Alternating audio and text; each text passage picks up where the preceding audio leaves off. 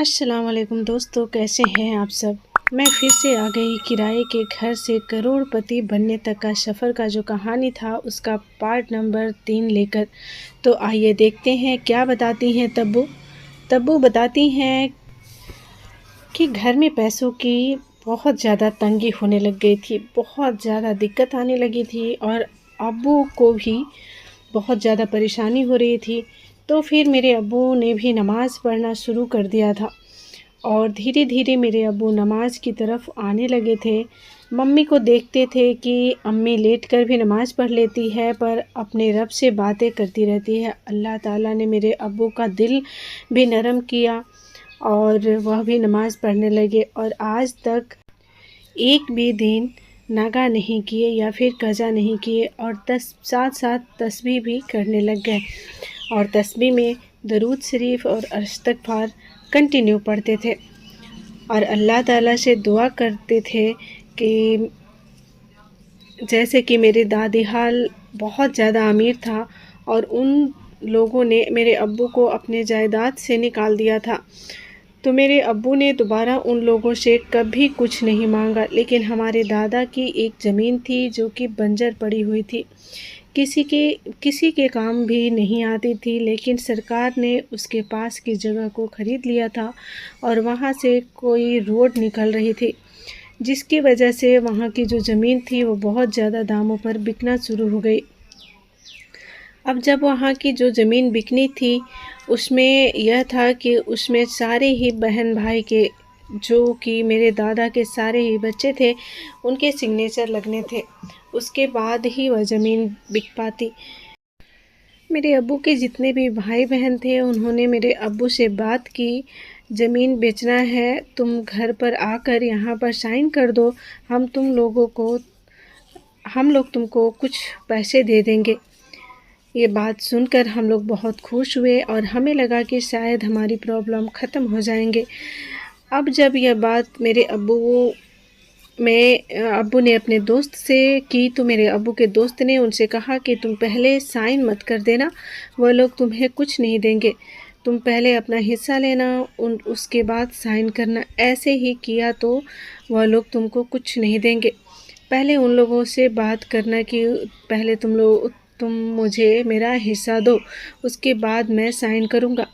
उसके बाद मेरे अब्बू ने 2 गवाह लिए और सभी कागजी कार्रवाई की और उसके बाद उन लोगों ने मेरे अब्बू को कुछ पैसे दे दिए जो कि बहुत ज़्यादा थे। मेरे हिसाब से तो बहुत ज़्यादा थे, मेरे अब्बू का पूरा हिस्सा तो नहीं दिया, लेकिन इतने पैसे थे कि उससे मेरे अब्बू की एक शॉप ख़रीद ली।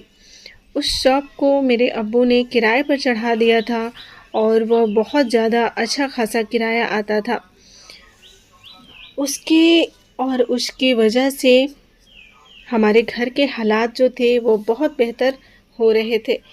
इसी के बाद फिर हम अम्मी को एक अच्छे डॉक्टर को दिखा पाए थे, चेकअप करा पाए थे और अम्मी की अच्छी मेडिसिन दी, जिससे अम्मी की सेहत भी ठीक होने लग गई थी धीरे धीरे।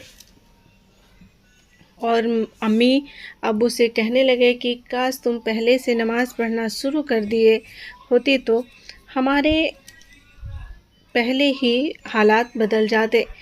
जिस पर मेरे अब्बू बात को टालते हुए कहते थे कि अल्लाह ताला को कोई नेमत से नवाजना होता है तभी अल्लाह ताला हमारे दिल में रहम डालता है, तभी इंसान को अल्लाह ताला अपने करीब करता है और अपनी तरफ से सजदे करने की तौफीक देता है। अगर खुदा ना चाहे तो इंसान को कोई भी ताकत हासिल नहीं हो पाएगी। इंसान को हमेशा अपना कर्म करता रहना चाहिए और हम इंसान को अपने गुनाहों का माफ़ी हमेशा अल्लाह ताला से मांगते रहना चाहिए। जो हमारे रूम से रेंट आता था उससे मेरी अम्मी कमेटियाँ डालने शुरू कर दी और उससे मेरी अम्मी पैसा जोड़ा करती थी। मेरी अम्मी ने अच्छे खासे पैसे जोड़ना शुरू कर दिया था। जो पैसे मेरे अम्मी ने इकट्ठा किए थे उसे मेरे भाई जो बीकॉम कर रहे थे उनको तालीम हासिल करने लंदन भेज दिया। वहाँ पर मेरे भाई ने जब जॉब भी करना शुरू कर दी थी और वहाँ से जो भी पैसे कमाते थे वह हमारे घर भेज दिया करते थे, और अम्मी उस पैसों को भी जोड़ कर सेव करके रखती थी। और कभी-कभी मेरी अम्मी उन पैसों से कोई छोटी-छोटी चीज़ भी खरीद लिया करती थी, जैसे सोना, चांदी वगैरह। कि अल्लाह ताला के कारण से यह बातें और यह सब काम ऐसे चल रही थी। फिर अल्लाह ताला ने मेरे भाई को एक बहुत अच्छी जॉब दे दी, जिसकी वजह से जो हमारे हालात थे वो और भी ज़्यादा बेहतर होने लगे।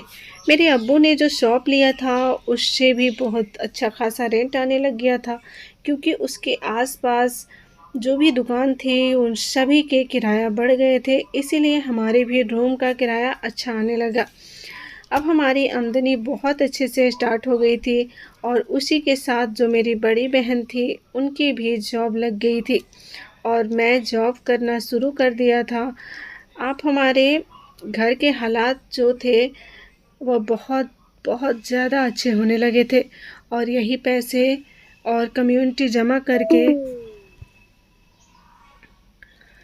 हम लोगों ने 2 मकान भी ख़रीद लिया था, जिसको अल्हम्दुलिल्लाह हम लोगों ने रेंट आउट कर दिया था, लोगों को रेंट पर दिया है। इसके अलावा जो हमारा शॉप है उससे भी हमारा किराया आ जाता है। हमें तो लगता है कि अल्लाह ताला का जितना शुक्र अदा करें उतना ही कम है कि अल्लाह ताला ने हमें इतना नवाज़ दिया। अगर हम हमारा पुराना दिन याद करें तो हम जितना अल्लाह ताला का शुक्र अदा करें उतना कम है। एक वह दिन था और आज एक यह दिन है दोस्तों, इसीलिए कहते हैं कि अल्लाह ताला की इबादत से बड़ा कोई इबादत और कोई ताकत नहीं है। हमें हमेशा अल्लाह पाक पर भरोसा रखना चाहिए और उनसे मांगते रहना चाहिए। इसी के साथ इस वीडियो को यहीं पर ख़त्म करते हैं, और आज तक पर की तस्बीह हमेशा इस्तग़फ़ार की तस्बीह हमेशा अपने रूटीन में शामिल करें, इस उम्मीद के साथ कि अल्लाह पाक हमेशा आपको देख रहा है, और वही है जो राजा को रंक बनाने वाला है और रंक को यानी भिखारी को राजा बनाने वाला। तो दोस्तों, अगर आपको मेरी बताई हुई यह वीडियो अच्छी लगी हो तो आप मेरे चैनल को सब्सक्राइब कर दीजिए, मेरी वीडियो को लाइक करके अपनी फैमिली और फ्रेंड्स में शेयर कर दीजिए, और कमेंट करके ज़रूर बताइए कि आप कहाँ से देख रहे हैं वीडियो और आपको ये जानकारी कैसा लगा। मिलते हैं कल, तब तक के लिए अल्लाह हाफ़िज़, खुदा खैर करे।